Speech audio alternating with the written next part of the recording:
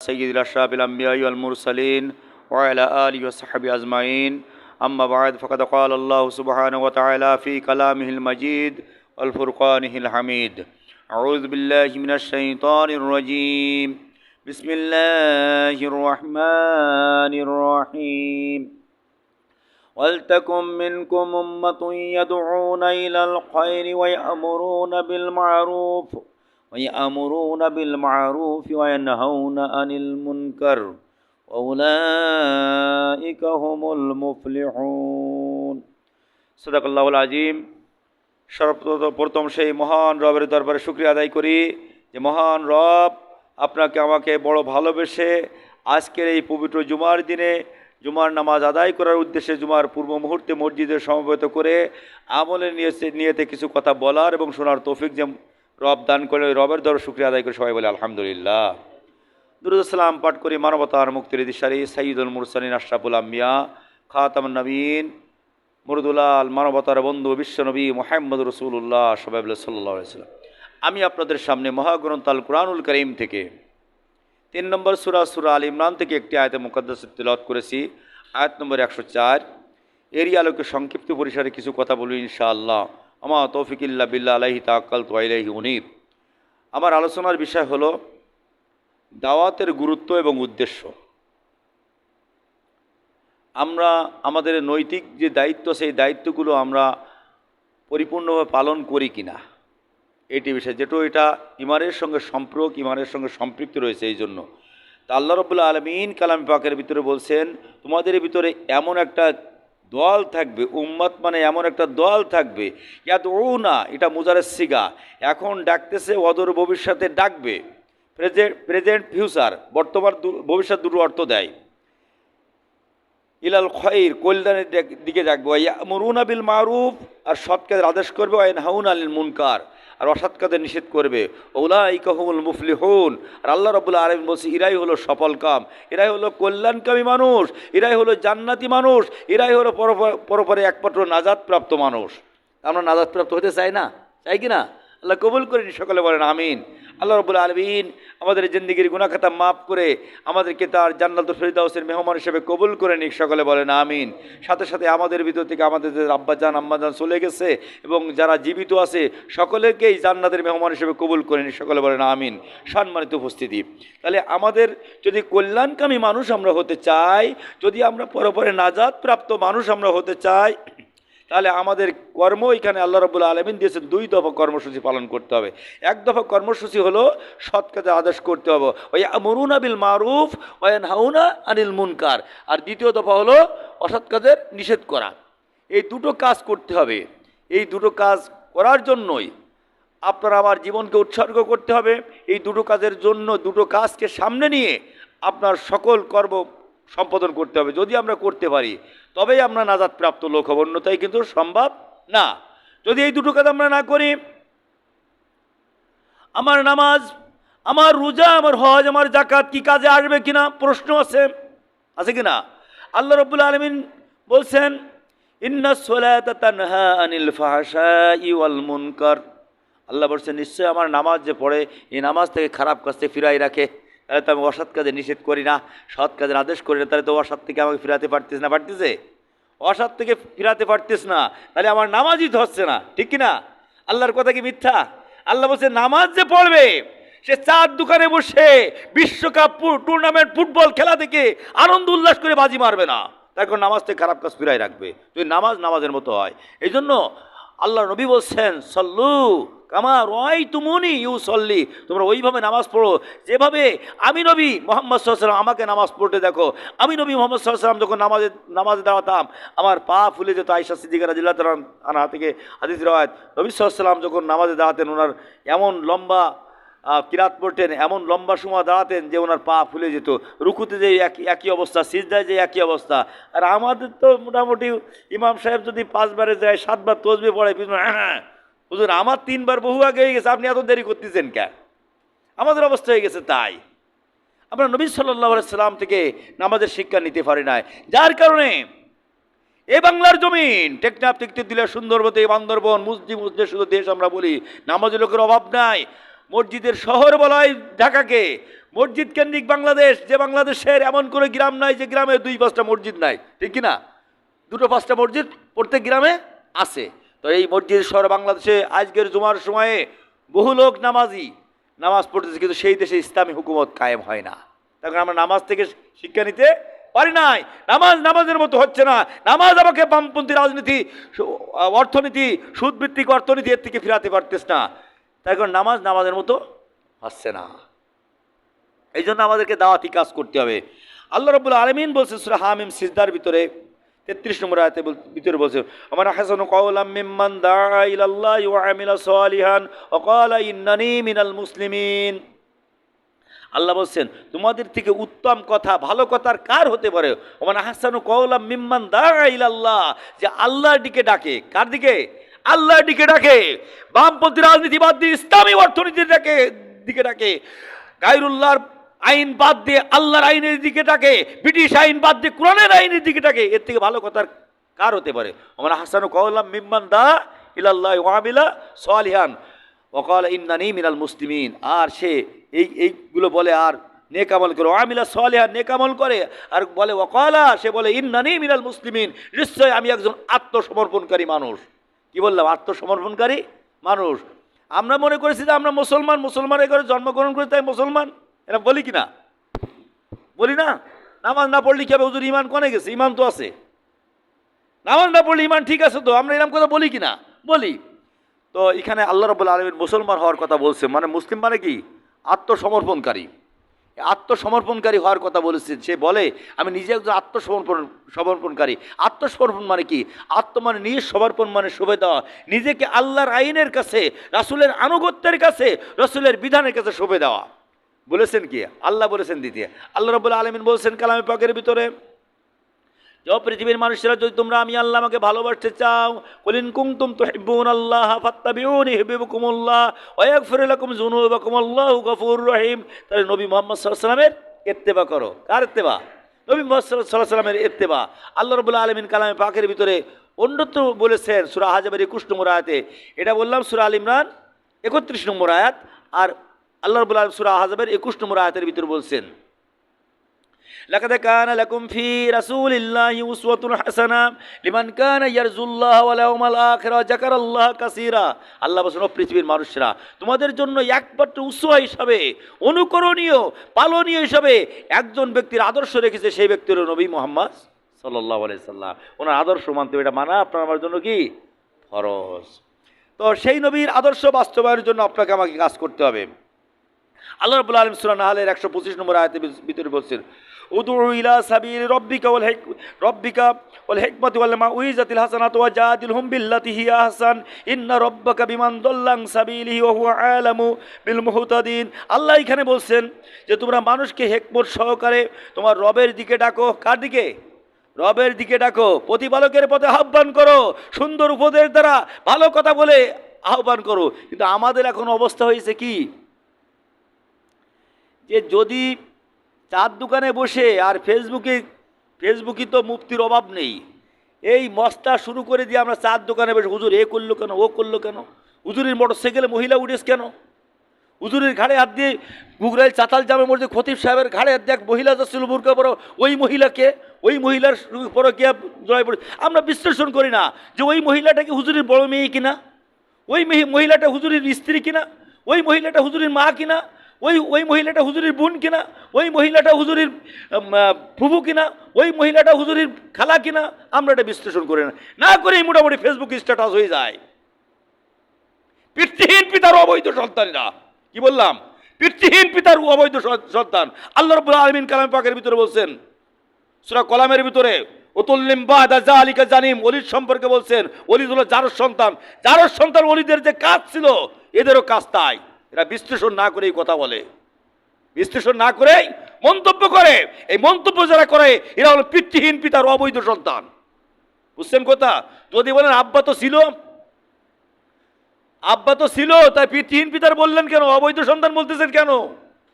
আমি হাদিস কোরআন বিশ্লেষণ করে যেটা পেয়েছি, গানের প্যান্ডেলে গেছে গান শুনতে, সিনেমা হলে সিনেমা দেখতে গেছে, আসে ওই কায়দার সন্তান জন্মছে, কাজ কি হবে?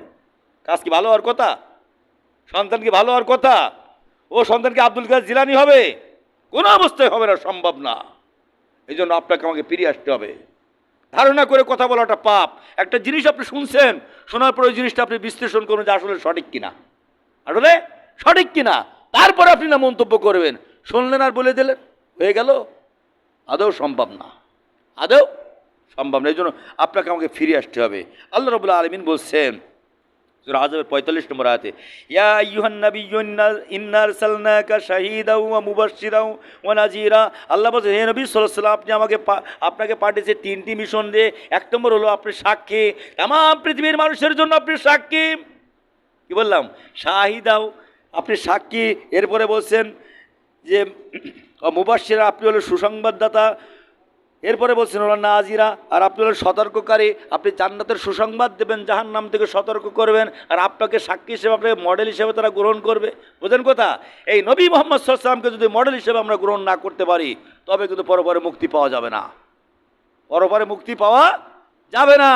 চার দোকানে আলোচনা করে নির্বাচনের মেম্বার হয়ে, চেয়ারম্যান হয়ে, এমপি হয়ে, মন্ত্রী হয়ে জান্নাত পাওয়া যাবে না। জান্নাত পেতে গেলে নবী মুহাম্মদ সাল্লাল্লাহু আলাইহি ওয়াসাল্লামের আদর্শ অনুসরণ করতে হবে, নবী মুহাম্মদ সাল্লাল্লাহু আলাইহি ওয়াসাল্লামের আদর্শ অনুসরণ করতে হবে। মন্ত্রিত্বের ভিতরে, এমপির ভিতরে কোনো কর্তৃত্ব নেই, আছে? কোনো নেই।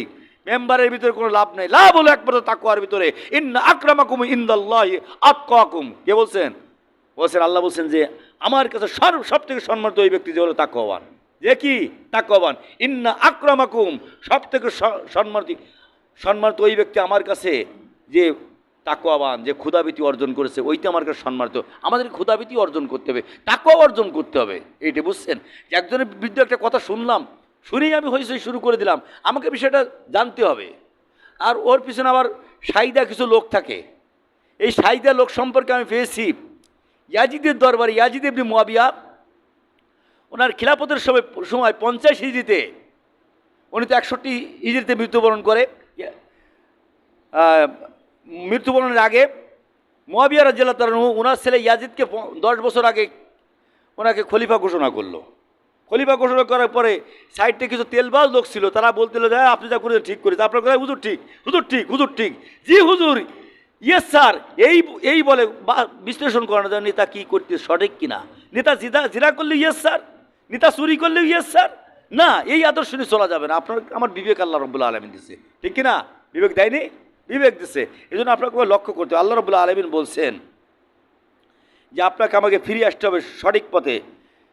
লাকাদ আরসালনা নূহা ইলা কওমিহি ফাকালা ইয়া কওমি ইবুদুল্লাহ মা লাকুম মিন ইলাহিন গায়রু ইন্নী আখাফু আলাইকুম আযাবু ইয়াউমিন আযীম। আল্লাহ সূরা আরাফের 59 নম্বর আয়াতের ভিতরে বলে দিলেন, আমি নূহকে তার জাতির কাছে পাঠিয়েছিলাম। লাকাদ আরসালনা নূহা ইলা কওমি, নূহকে তার জাতির কাছে পাঠিয়েছিলাম। ফাকালা, এবং সে বলেছিল, ইয়া কওমি, হে আমার জাতি, ইবুদুল্লাহ, তোমরা আল্লাহর গোলামি করো, দাসত্ব করো, এবং আল্লাহ ব্যতীত করো ইলাহা নাই, এটা তোমরা মেনে নাও। আমরা কি মানি আল্লাহ ব্যতীত ইলাহ নাই? মানি? আমরা কি স্বীকার করতে পেরেছি আল্লাহ বলে কোনো ইলা নেই? আল্লাহ একমাত্র ইলা মানি? এটা বলেন মানি? যদি আমরা না মানি তাহলে কালেমা পড়ার কোনো মূল্য নেই।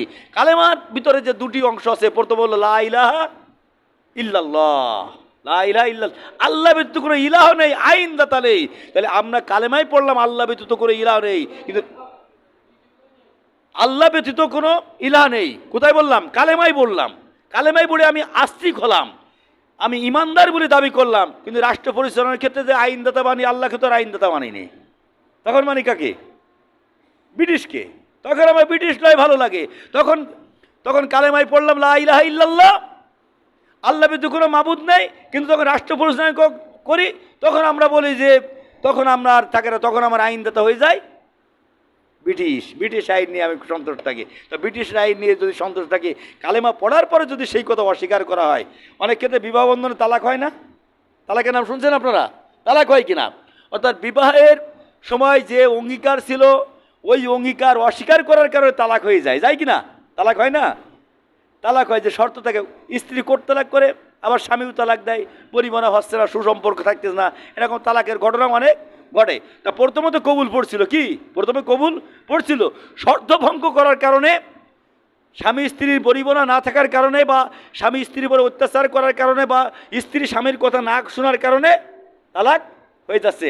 আপনি আমি কবুল পড়ে ইসলাম ধর্মে গ্রহণ করছে, লা ইলাহা ইল্লাল্লাহ, আল্লাহ ব্যতীত কোনো ইলাহ নাই।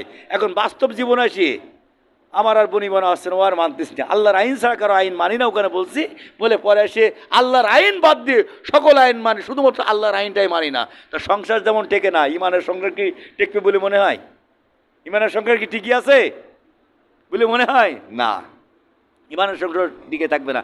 বুঝতাম না আমি, এর আগে বুঝতাম না, আমি অনেক চিন্তা ভাবনা করেছি এরপরে, এই হাদিসের পরে আল্লাহর নবী যে বললেন তাত্তারি কলা উম্মতি সালাস সাবিনা মিল্লাতান কুল্লুম ফিন্নার ইল্লা ওয়াহিদা, আমার উম্মতের ভিতরে ৭৩টা দল হবে, ৭২টা জাহান্নামে যাবে ইল্লা ওয়াহিদা, একটা বাদে। এই ৭২টা তো এরা তো কালেমা পড়া লোক, এরা তো টুবিয়ালা লোক, এরা তো নামাজি লোক, এরা কেন জাহান্নামে যাবে? তার কারণ এরা ওই বিবাহ বন্ধন যেমন করেছিল পরে সংসার টিকায় রাখতে পারেনি, অনুরূপভাবে কালেমা পড়ে ইসলামের সংসারে ঢুকেছিল, পরবর্তীতে আর সেই সংসারীরা বজায় রাখতে পারেনি। আল্লাহ বলছেন অমাইয়াবতাকি গায়রাল ইসলাম দীনান ফালা ইউকবালা মিনহু ওয়া হুয়া ফিল আখিরাতি মিনাল খাসিরিন। আল্লাহ বলছেন আমি কি তোমাদেরকে মেসেজ দেই নাই যে অমাইয়াবতাকি গায়রাল ইসলাম, ইসলাম বাদ দিয়ে তোমরা যে জীবন ব্যবস্থা তলাশ করে ওটা আমি আল্লাহ কবুল করব না, ওটা আমি আল্লাহ কবুল করব না। এই জন্য তোমার মুসলমানিত্ব আমি আল্লাহ কবুল করিনি, তোমার কালেমা পড়াও কবুল করিনি, তার কারণ তুমি যে ইসলাম বাদ দিয়ে অন্য কিছু তো গ্রহণ করে নিয়েছো। আল্লাহ রাব্বুল আলামিন কালামে পাকের ভিতরে সূরাতুল বাকারা 208 নম্বর আয়াতের ভিতরে বলছেন ইয়া আইয়ুহাল্লাযীনা আমানু দুখুলু ফিস সিলমি কাফা ওয়া লা তাত্তাবিউ খুতুওয়াতিশ শাইতান ইন্নাহু লাকুম আদুউম মুবিন। আল্লাহ বলছেন ও ঈমানদারগণ তোমরা ইসলামের ভিতরে পুরোপুরি দাখিল হও, পুরোপুরি দাখিল হও, শুধুমাত্র অর্থনীতিটা বাদ দিয়ে। নাকি হুজুর অর্থনীতি যদি মানতে যায় তাদের তো সুদী ব্যাংক কিন্তু লোন তুলতে পারবেন না, গরু কোন মুখী দিয়ে? হুজুর অর্থনীতি যদি মানতে যায় তার তো ব্যাংকের থেকে বড় লোন নিয়ে ব্যবসায়িক লোন না নিয়ে তো বড় ব্যবসা করতে পারবো না। এইটি বাদ দিয়ে আমি দেখেছি কয়েকবার উমরা করেছে, কয়েকবার হজ করেছে, টাকা পয়সার কোনো অভাব নেই, তারপরেও ব্যাংকের থেকে লক্ষ লক্ষ টাকা লোন নিয়ে ব্যবসা বড় করতেছে, খাওয়ারও কোনো লোক নেই। অনেকে তো আশা ভরসা থাকে যে আমার ছেলে আছে, দুটো তিনটে ছেলে আছে, এই উদ্দেশ্য করে, তার ছেলে সন্তানও নেই, ইন্ডাস্ট্রিজ মালিক, ভাড়ার মালিক, বড় ব্যবসা প্রতিষ্ঠানের মালিক, কিন্তু ব্যাংকের থেকে কোটি কোটি টাকা লক্ষ লক্ষ টাকা লোন নিয়ে বসে আছে। তুমি কি মুসলমান আছো বলে মনে করো তুমি? আল্লাহ রাব্বুল আলামিন বলছেন ইয়া আইয়ুহাল্লাযীনা আমানুত্তাকুল্লাহ ওয়া জারু মা বাকিয়া মিনার রিবা ইন কুনতুম মুমিনিন ফাইল্লাম তাফালু ফাজানু বিহারবিম মিনাল্লাহি ওয়া রাসূলি। আল্লাহ বলছেন সূরা বাকারার ভিতরে 279 নম্বর আয়াত সম্ভবত। আল্লাহ বলছেন যে ঈমানদারগণ ইত্তাকুল্লাহ, আল্লাহকে ভয় করো, জারু মা বাকিয়া মিনার রিবা, তোমরা আসল অংশ গ্রহণ করো, সুদের অংশ ত্যাগ করো, ইন কুনতুম মুমিনিন, যদি তোমরা মুমিন হতে চাও, ফাইল্লাম তাফালু, যদি না পারো, ফাজানু বিহারবিম মিনাল্লাহি ওয়া রাসূলি, আল্লাহ এবং তার রাসূলের সঙ্গে যুদ্ধের ঘোষণা দেওয়া হলো তোমাদের বিরুদ্ধে, যুদ্ধের জন্য প্রস্তুতি নাও। তা আল্লাহ এবং তার রাসূলের সঙ্গে যুদ্ধ করলে কি ঈমান থাকে বলে মনে হয়? জান্নাতের 8টা দরজা আল্লাহ খুলে দেবে মনে হয় আল্লাহ রাসূলের সঙ্গে যুদ্ধ করলে? এটা মনে হয় নাকি? তো আমরা এই কাজ করি। বলবেন হুজুর আমি তো সুদ খাইনি, আমি তো লোন নিছি, আমি কি সুদ নিচ্ছি? আমি তো সুদ দিচ্ছি। আল্লাহ নবী বলেন লা রাসূলুল্লাহ সাল্লাল্লাহু আলাইহি সাল্লাম আকালা রিবা মুকিলাহু ওয়া শাহিদাই ওয়া কাতিবাহু আহুম সাওয়া। আল্লাহ নবী বলেন 4 ব্যক্তির পরে সমান লানত, সমান গুনাহ 4 ব্যক্তির, যে ব্যক্তি সুদ খায়, যে ব্যক্তি সুদ দেয়, আকাল রিবা ওয়া মুকিলাহু, যে সুদ খায় আর যে সুদ দেয়, ও শাহিদাই ওয়া কাতিবাহু, আর যে সাক্ষী থাকে যে লেখে। তাহলে কি সুদী লোনের গ্রান্টার হওয়া যাবে? সমিতির লোন তুলে বায়োটা সই করে দেন, গ্রান্টার হিসেবে যাবে? ও সুদ খাইয়ে যে গুনাহ করেছে, আপনি না খেয়ে সেই গুনাহ, না খেয়ে সেই গুনাহ। আমরা তো গুনাহমুক্ত সমাজ গঠন করতে চাই, গুনাহমুক্ত জীবন গঠন করতে চাই, ঠিক কি না? এই জন্য গ্রান্টার হওয়া যাবে না, গ্রান্টার হওয়ার কোনো সুযোগ নেই। এটা আপনাকে আমাকে ফিরে আসতে হবে, এই দাওয়াত সমাজ আপনাকে দিতে হবে, এই কাজগুলো করতে হবে, এটা আপনার জন্য ফরজ। এটা কি ফরজ? সুন্দর জীবন গঠন করা এটা হলো ফরজ। আর এই দাওয়াতগুলো হবে একমাত্র শুধুমাত্র গয়রুল্লাহর বিরুদ্ধে, গয়রুল্লাহর যত আইন আছে সমস্ত আইনের বিরুদ্ধে, উলুহিয়াত আল্লাহর আইন প্রতিষ্ঠার জন্য। বুঝতেন কথা? বললেন আল্লাহর আইন কি রাজনৈতিক অঙ্গনে? না, শুধু রাজনৈতিক অঙ্গনে না, এখানে সুদটা হলো ইবলিসের আইন, আর সুদমুক্ত জীবনযাপন করাটাই হলো আল্লাহর আইন। বুঝছেন কথা? স্ত্রীকে মারা হলো ইবলিসের আইন, আর স্ত্রীর সঙ্গে ভালো ব্যবহার করা হলো আল্লাহর আইন, রাসূলের আইন। বুঝছেন কথা? আল্লাহর আইন। তাহলে আমার ওইটি বাদ দিয়ে এইটি গ্রহণ করা, মানুষের সঙ্গে গণ্ডগোল করা হলো ইবলিসের কাজ, আর ওর সঙ্গে সুসম্পর্ক গঠন করা হলো এটা হলো আল্লাহর কাজ, আল্লাহর নির্দেশনা, রাসূলের নির্দেশনা, এগুলো আপনাকে আমাকে করতে হবে। দোকান থেকে বাকি খাইয়ে বাকি না দেওয়া, দোকানদারকে গলা ধাক্কা দেওয়া, এটা হলো ইবলিসের কাজ, শয়তানের কাজ। আর দোকানদারের সঙ্গে সুসম্পর্ক বজায় রেখে তার টাকা পরিশোধ করা, এটা হলো রাসূলের আদর্শ। তাহলে এখানে আপনাকে গায়রুল্লাহর বিরুদ্ধে উলুহিয়াত, আল্লাহর আইন প্রতিষ্ঠা করতে হবে, রাসূলের আদর্শ প্রতিষ্ঠিত করতে হবে সব জায়গায়। কি বললাম? সব জায়গায়। আজকের আপনার আমার সন্তান ম্যাক্সিমাম ক্ষেত্রে, অনেক ক্ষেত্রে সমাজটা আজ মাদকে আসক্ত হয়ে সমাজ ধ্বংসের দ্বার প্রান্তে পৌঁছে গেছে। অনেক নামাজি মানুষ, 5 ওয়াক্ত নামাজ পড়ে খুব ভালো মানুষ, আফসোসের জায়গা নেই। কাঁদতে কাঁদতে চোখ ভিজে, চোখের কোনায় ঘা হয়ে যাচ্ছে, সন্তান মাদকাসক্ত হয়ে গেছে। সন্তান মাদকাসক্ত হয়ে গেছে, তার কারণ মদ তো রাষ্ট্রীয়ভাবে বৈধ। মদ কি রাষ্ট্রীয়ভাবে বৈধ? ইয়াবা, ফেন্সিডিল রাষ্ট্রীয়ভাবে বৈধ। তাই কারণে বলবেন যে এখন ধরে নিয়ে যায় কী করে? ইসলামী বিধান তো নেই। 1 পিস ইয়াবা পাবে 1.5 দিন জেল। কয় দিন? 1.5 দিন থেকে 2 দিন জেল। 2 দিন জেল, 5 পিস পাই 10 দিন জেল, 10 দিন খায় জেল খাটিয়ে এসে আবার যাতাই করতেছে, এই একই অবস্থা। এই জন্য এই আইনকে পরিবর্তন করে ইসলামী সমাজ ব্যবস্থা, ইসলামী আইন প্রতিষ্ঠার জন্য আপনাকে আমাকে দাওয়াত দিতে হবে। এই দাওয়াতের জন্যই, এই দাওয়াতি কাজ করার জন্যই আল্লাহ রাব্বুল আলামিন আপনাকে, আপনার আমার পরে কোরআন নাজিল করেছেন, রাসূল করিম সাল্লাল্লাহু আলাইহি সাল্লামকে প্রেরণ করেছিলেন এই কাজের জন্য। এটা আমাদের করতে হবে। আল্লাহ রাব্বুল আলামিন যে কথাগুলো বললাম, এই কথাগুলো আমাদের সকলের বাস্তব জীবনে আমল করার তৌফিক দান করুন। সকলে বলেন আমিন। ওয়া মা তৌফিক ইল্লা বিল্লাহ। আসসালামু আলাইকুম।